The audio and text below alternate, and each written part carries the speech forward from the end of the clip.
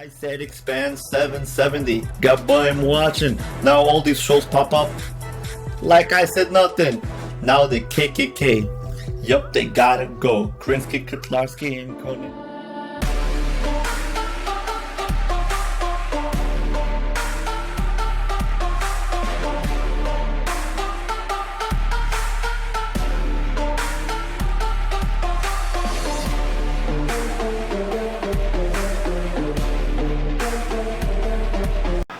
Melech friends, so what is change?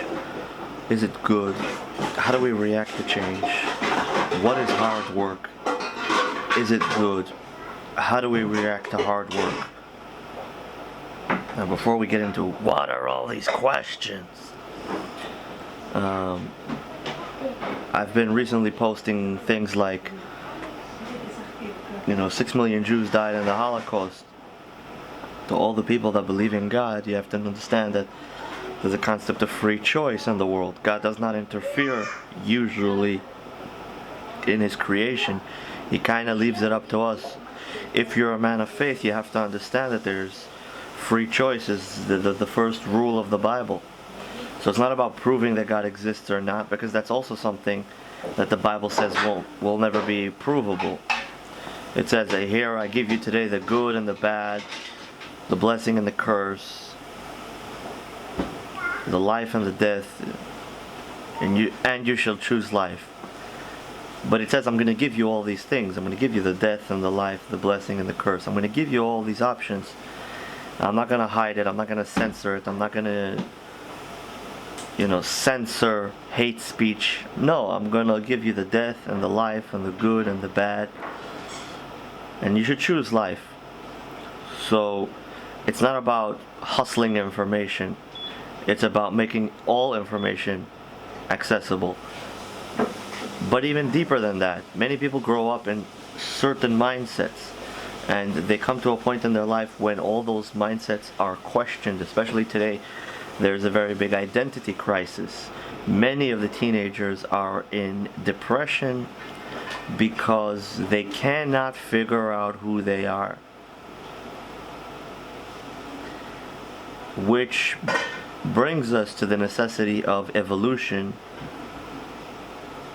but in a simple sense, to evolve within your species, and to upgrade. And we're going to go through a little bit of that, and why the stigma that hard work is a bad thing is also one of the reasons that's crippling the youth. The stigma that change is a terrible thing. It's a terrible stigma, and it has to be changed. Change is good. Hard work is good. Change and hard work is freedom. Change and hard work is progress. Change and hard work is understanding. Change and hard work is respect. And it's good. So when we are confronted with something that is different than what we thought until now, we are sometimes inclined to take up arms and defend the last stronghold of me, because we mistake ideas we have for our essence, for our being, for our soul. This is another important point. You have the mind, you have the heart. The mind is a very almost spiritual element. It's kind of what connects the soul to the body. But don't be mistaken to think that what the mind does is what you are. Your soul is above and beyond your mind. Your mind is just one expression. Your emotions are another expression. In total, you have 613 expressions in your body, in your veins, in your limbs.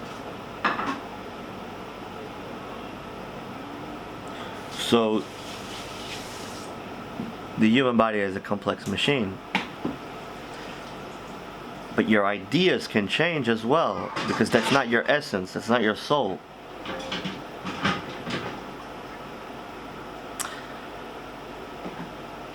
To think that your wisdom or that your ideas is your essence, and to defend them as if your ideas are going to change, then you're going to change, is almost true, but not. The highest form of human behavior is his thoughts and opinions made from his traumas and experiences in the world. But exactly, if many of our DNA reactions to life are from a bygone traumatic time, so then why would we want to relate to them in an essence way today? You know? So now I'm going to go into this a little bit. So let's say 100 years ago something saved us, a certain theory. And because we did this and that, then this and this happened. Does it mean that that is what we will always be? No.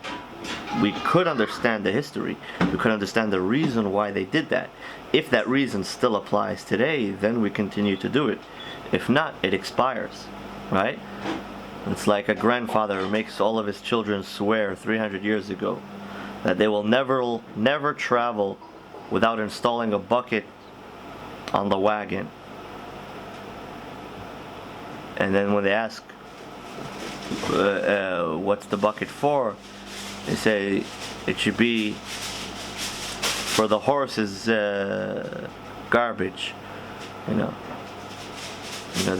should never get stuck and need to pick up the horse's garbage with your bare hands. You should always have a bucket or a shovel to help you with it. Now, when you have a car and these grandchildren grow up, they don't have a horse anymore. They're using cars. Do you think they need to respect their grandfather by carrying a wooden bucket in the back of their car?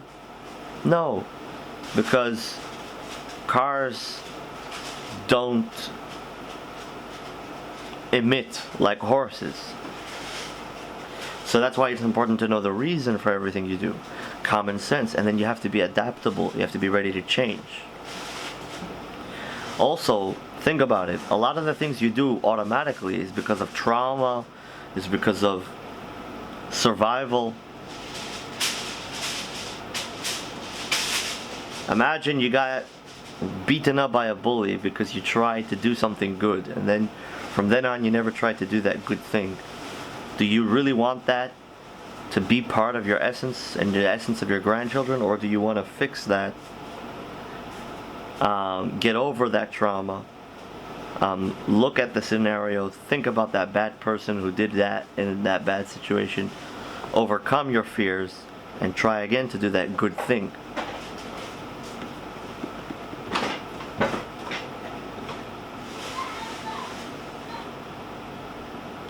We are an evolving creation, and we adapt different ideas and do different things to live and prosper. 100 years ago, internet wasn't a thing. Our grandparents were still sewing their clothing and paying top dollar for their swag. Today a t-shirt costs $10, but we have progressed. A smartphone costs more, but soon it will cost $10 too, and we will move on. So too, we need to be ready to adapt. We need to think independently. We need to not be lazy about what we are, who we are. And when our children are born and they ask us, "Daddy, why am I here?" you won't have to send them to the local rabbi or the local priest or the local imam to get an answer. You should be able to answer them. Peace. Take responsibility. Be wise.